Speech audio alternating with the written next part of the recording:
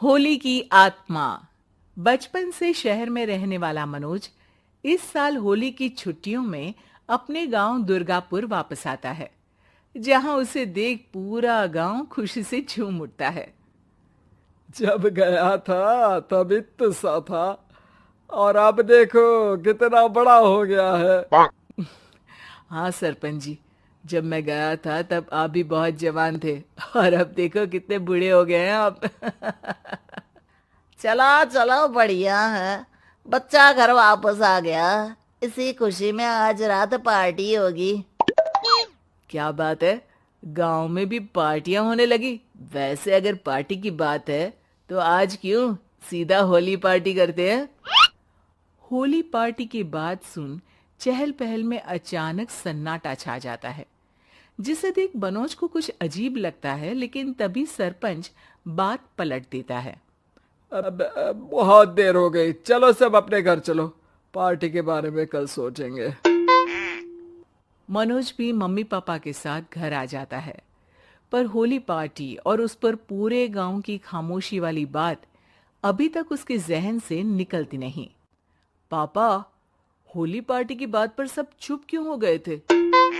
अरे होगी उनकी कोई अपनी बात। मुझे गांव की पंचायत ही थोड़ी पता है। थक गया हूँ, चलो सो जाते हैं, कल बात करते हैं। पापा की बात मानते हुए मनोज भी सोने चला जाता है।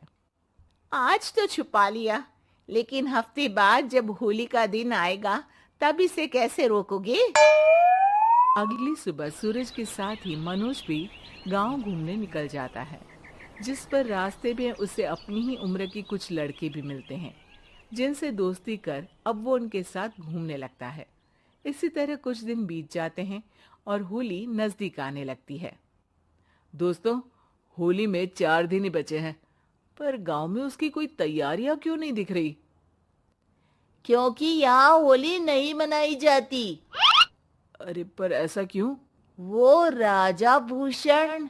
अरे तुम 4 दिन के लिए आए हो, क्या इतना सोच रहे हो। चलो कुछ खाने चलते हैं। इसी के साथ एक बार फिर होली की बात को टलते हुए देख मनोज को शक होने लगता है। वो घर पहुंचते ही इंटरनेट पर अपने गांव और राजा भूषण के बारे में जानकारी निकालने लगता है। क्या? मुझे आज तक ये नहीं पता था। ऐसा कैसे? किसी ने मुझे कुछ बताया क्यों नहीं? सारी जानकारी लेने के बाद मनोज गांव वालों या अपने मम्मी पापा से कुछ पूछे बिना खुद ही उसकी सच्चाई के बारे में छानबीन करने लगता है, जिसके चलते वो राजा भूषण की हवेली में पहुंचता है। वाह, क्या हवेली है यार। पर क्या यहाँ सच में कोई भूत है? हेलो भूत जी, कोई है क्या? हम इस साल गांव में होली सेलिब्रेट कर रहे हैं, क्या आप उस पर थोड़ा इंटरव्यू देंगे? मनोज के ऐसा बोलते ही गांव में तूफान उठ जाता है और हवेली में रखी सारी चीजें हिलने लगती है।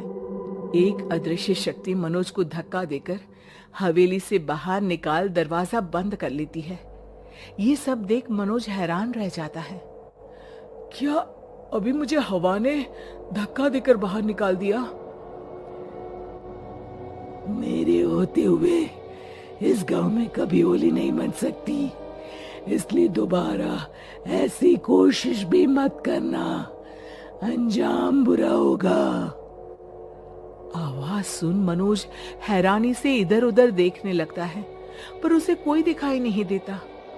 वो गांव वापस आ जाता है, जहां तूफान की वजह से सब कुछ तहस महस हो चुका होता है। आखिर ये तूफान आया कैसे? ना ऐसा कोई मौसम था और ना ही हमने होली का त्योहार मनाने की बात की थी। सरपंच की बात पर कोई रिएक्शन दिए बिना मनोज चुपचाप अपने घर चला जाता है। इस तरह देखते ही देखते होली का दिन भी आ जाता है और मनोज रंग लेकर गांव में निकल जाता है, लेकिन गांव पूरी तरह खाली होता है। अरे त्योहार का दिन है, धूमधाम की जगह मातम क्यों मनाया हुआ है? मनोज की आवाज सुन सब अपने घर की खिड़कियां खोल के घर के अंदर से ही उसे वापस जाने के लिए कहने लगते हैं, पर वो किसी की नहीं सुनता।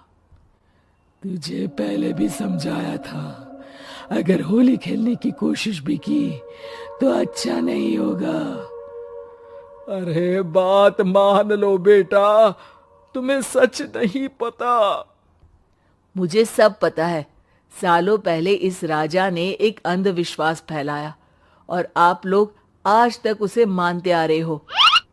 अरे बेटा, जब तुम पैदा भी नहीं हुए थे उससे भी बहुत पहले से इस गांव पर होली का श्राप है। अगर गांव में होली का त्योहार मनाया जाता है तो प्रलय आना पक्की बात होती है।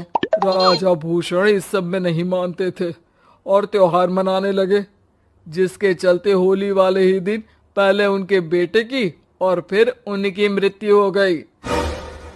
तभी से गांव की रक्षा के लिए उनकी आत्मा उस हवेली में रह रही है। सबकी बातें सुन मनोज उलझन में पड़ जाता है। सोचना भी मत मनोज, अगर तुमने इस परंपरा को तोड़ने की कोशिश भी की तो उसका परिणाम इस गांव और गांव के लोगों के लिए अच्छा नहीं होगा। मुझे भी यकीन नहीं हो रहा कि आप लोग एक बेतुकी बात को मानकर सालों से रंगों के त्योहार को मातम की तरह मनाते आ रहे हो। मनोज किसी की कोई बात ना मानते हुए पूरे गांव में रंग बिखेर देता है, जिसके तुरंत बाद वहां तूफान के साथ बिजलियां गरजने लगती है। अचानक मौसम में ऐसा बदलाव देख जहां मनोज कंफ्यूजन में आ जाता है, वहीं गांव वाले डर से सहम जाते हैं।